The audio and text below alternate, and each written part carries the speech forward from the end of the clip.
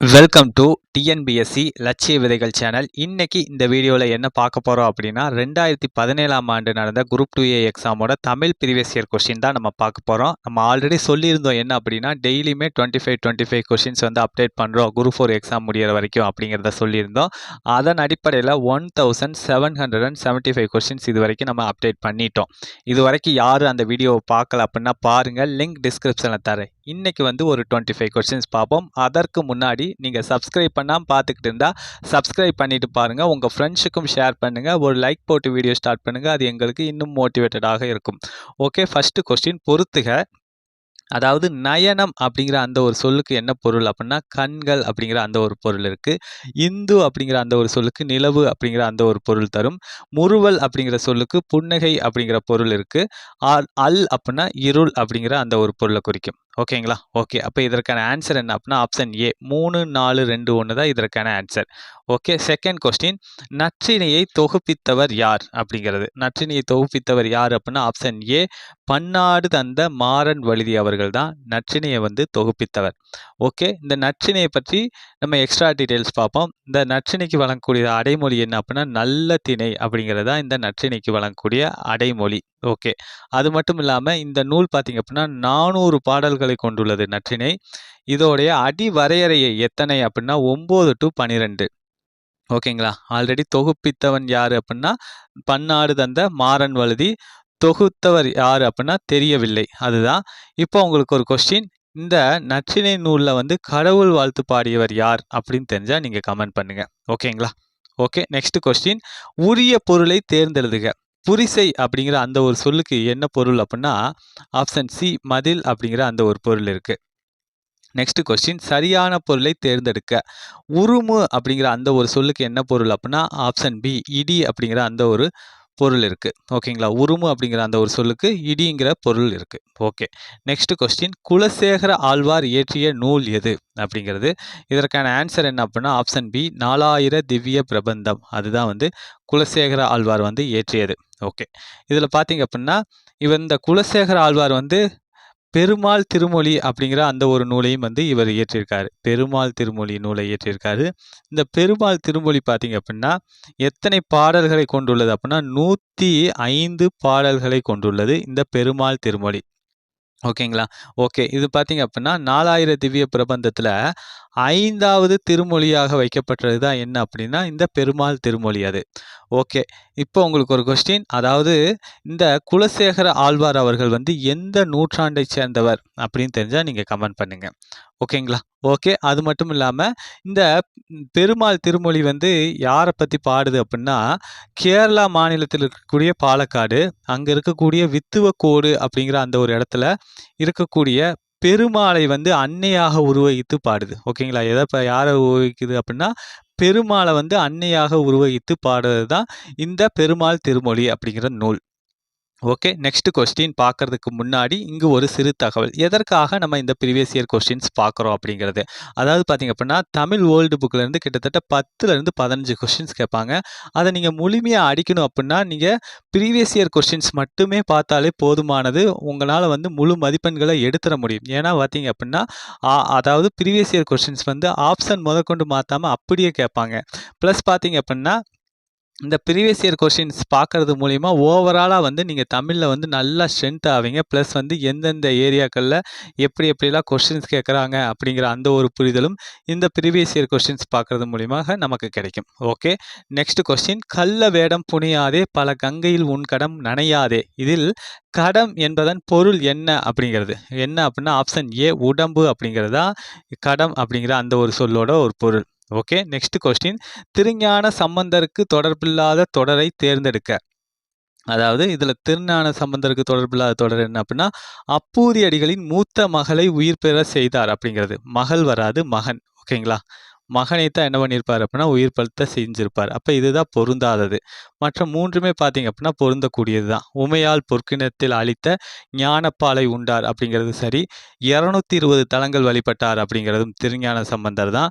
திராவிட சிசு என ஆதிசங்கரால் குறிப்பிடப்பட்டவரும் திருஞான சம்பந்தர் தான். ஓகேங்களா?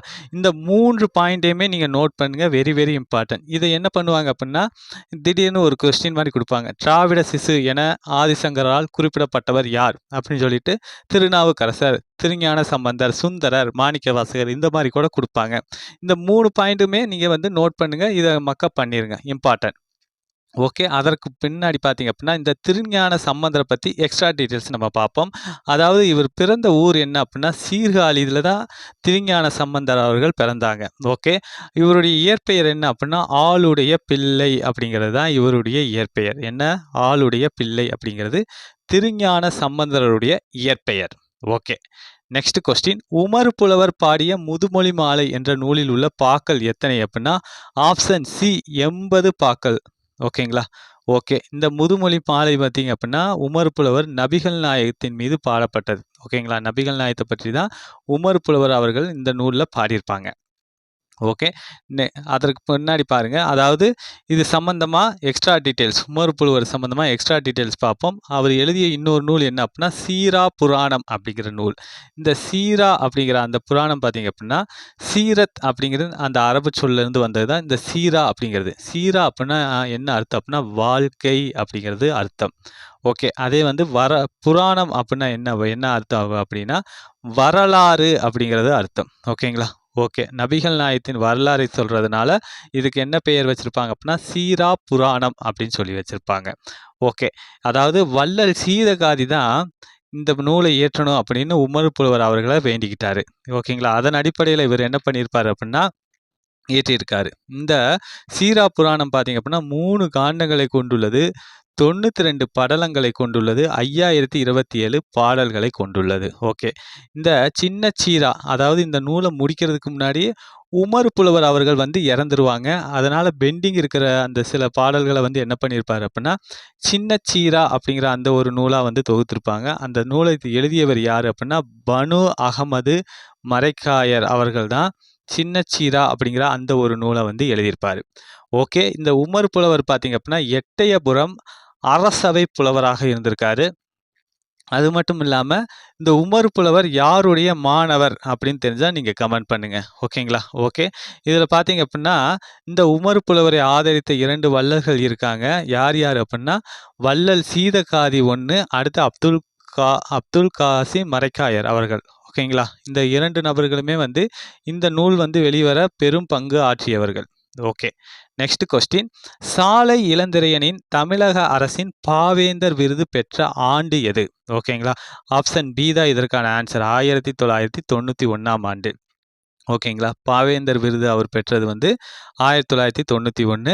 அதே மாதிரி பார்த்தீங்க அப்படின்னா, தமிழக அரசோட பரிசு பெற்ற நூல் என்ன அப்படின்னா, சாலை இளந்திரையனோட நூல் வந்து புரட்சி முழக்கம் அப்படிங்கிறது தமிழக அரசோட பரிசு பெற்ற ஒரு நூல். இதுவும் வந்து வெரி வெரி இம்பார்ட்டன்ட். ஓகேங்களா? ஓகே.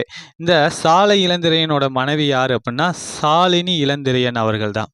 ஓகேங்களா? இவங்க 2 பேருமே இணைந்து பல நூல்களை வந்து எழுதியிருக்காங்க.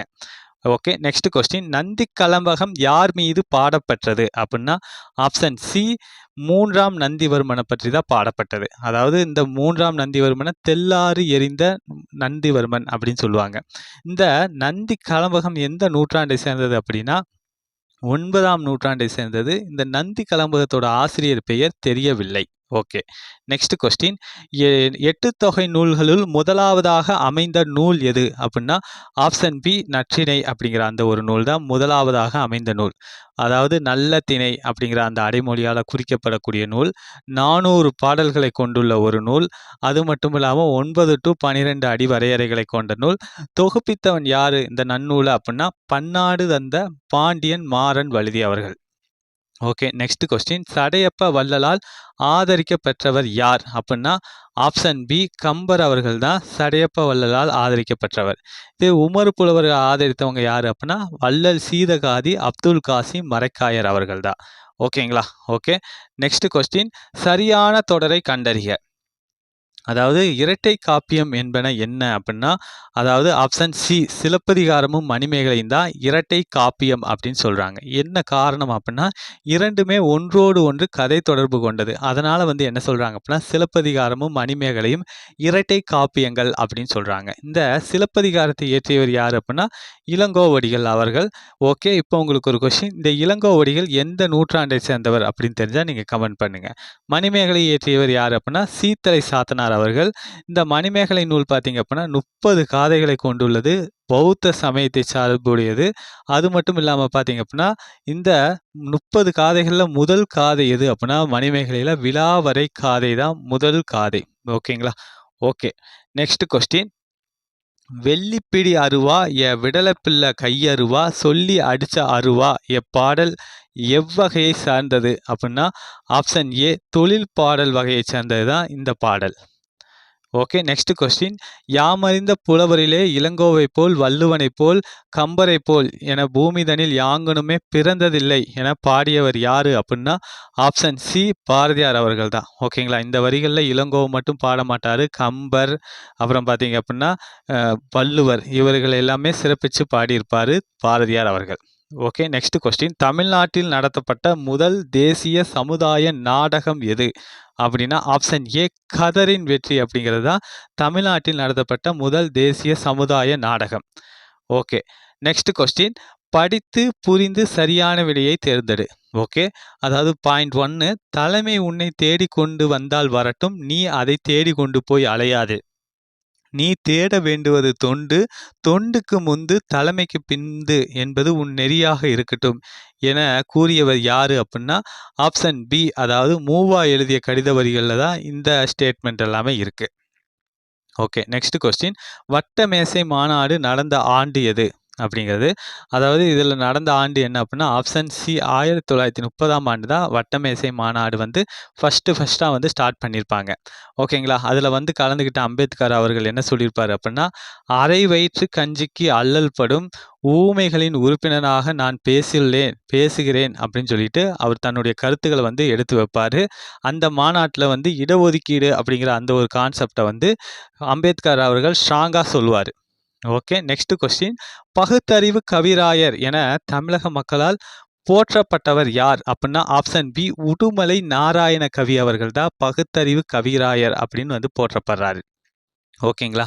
ஓகே, நமக்கு தெரியும் உடுமலை நாராயண கவி வந்து திரைப்பட பாடலாசிரியர் அப்படிங்கிறது நமக்கு பரவலாக தெரியும். ஆனால் அவர் பாடலாசிரியர் மட்டுமல்ல, அவர் வந்து ஒரு நாடக எழுத்தாளரும் கூட. ஓகேங்களா?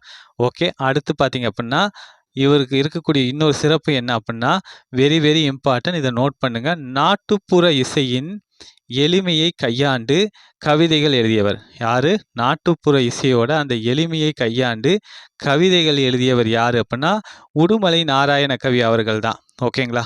தனது பாடல்கள் மூலமா பல தரப்பட்ட பகுத்தறிவு கருத்துக்களை பரப்பியதுனால இவர் என்ன சொல்றாங்க அப்படின்னா, பகுத்தறிவு கவிராயர் அப்படின்னு சொல்றாங்க. Okay, important. நெக்ஸ்ட், அதாவது பொறுத்துக, இதற்கான ஆன்சர் என்ன அப்படின்னு பார்த்தீங்க அப்படின்னா, ஆப்ஷன் பி தான். ஓகேங்களா? 3142. ஓகே, அதாவது எட்வர்டு மைப்ரிட்ஜ் அப்படிங்கிறவர் என்ன பண்ணியிருப்பார் அப்படின்னா, ஓடும் குதிரையை வைத்து இயக்கப்படம் பண்ணியிருப்பார். ஓகே, அதற்கு அடுத்து எடிசன் அப்படிங்கிறவர் ஒருவர் மட்டும் பார்க்கக்கூடிய படக்கருவியை வடிவமைச்சவர் தான் எடிசன் அவர்கள். ஈட்ஸ்மன் அப்படின்னா படச்சூரில் வந்து வடிவமைச்சவர். அதே பார்த்தீங்க அப்படின்னா பிரான்சிஸ் செங்கிஸ் அப்படிங்கிறவர் இயக்கப்படத்தை ஸ்டார்ட் பண்ணார். ஓகே, ஆப்ஷன் பி தான் இதற்கான ஆன்சர். Okay, next question. பாவலர் சொற்பிறப்பியல் அகரம் முதலி திட்ட இயக்குனராக பணியமர்த்தப்பட்ட ஆண்டு எது? ஓகேங்களா? பாவலர் வந்து சொற்பிறப்பியல் அகரம் முதலி திட்ட இயக்குனராக பணியமர்த்தப்பட்ட ஆண்டு எது அப்படின்னா, ஆப்ஷன் ஏ 8/5/1974ஆம் ஆண்டு. ஓகேங்களா? ஓகே, அது மட்டும் இல்லாமல் இவர் வந்து உலக தமிழ் கழகம் அதை வந்து நிறுவி அதோடைய தலைவராகவும் இவர் என்ன பண்ணியிருப்பார் அப்படின்னா பணிபுரிஞ்சிருக்கிறாரு தேவநேய பாவனர் அவர்கள். Okay, next question. தமிழர் புலம்பெயர காரணங்கள் என்ன அப்படின்னா, ஆப்ஷன் டி வாணிகம் வேலைவாய்ப்பு. இது ரெண்டு தான் பார்த்தீங்க அப்படின்னா தமிழர்கள் வந்து புலம்பெயர காரணமாக இருந்திருக்கு. Okay, next question. முதலில் இயக்கப்படமாக எடுக்கப்பட்ட விலங்கு எது அப்படின்னா, ஆப்ஷன் ஏ குதிரை தான். ஓகேங்களா? குதிரையை தான் வந்து இயக்கப்படமாக எடுக்கப்பட்ட விலங்கு. நெக்ஸ்ட் கொஸ்டின் பெரியாரின் பெண் விடுதலை சிந்தனைகள் எத்தனை வகைப்படும் அப்படின்னா அதாவது ஆப்ஷன் ஏ 2 வகைப்படும். ஓகே, இப்போ பார்த்தீங்க அப்படின்னா இந்த பெரியார் பற்றி ஒரு சில எக்ஸ்ட்ரா டீட்டெயில்ஸ் பார்ப்போம். இவர் வந்து சுயமரியாதை இயக்கத்தை வந்து 1925ஆம் ஆண்டு தோற்றுவித்தார்.